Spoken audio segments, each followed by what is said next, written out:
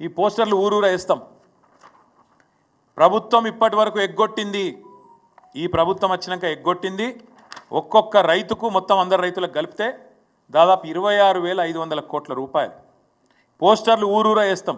చెప్పు సమాధానం. ఒక్కొక్క రైతుకు నువ్వు చెప్పిన ప్రకారం ఏమన్నావు నువ్వు అన్నాడు. డిసెంబర్ 3కు ముందు తీసుకుంటే 5,000, డిసెంబర్ 3 తర్వాత తీసుకుంటే 7,500 ఎకరానికి.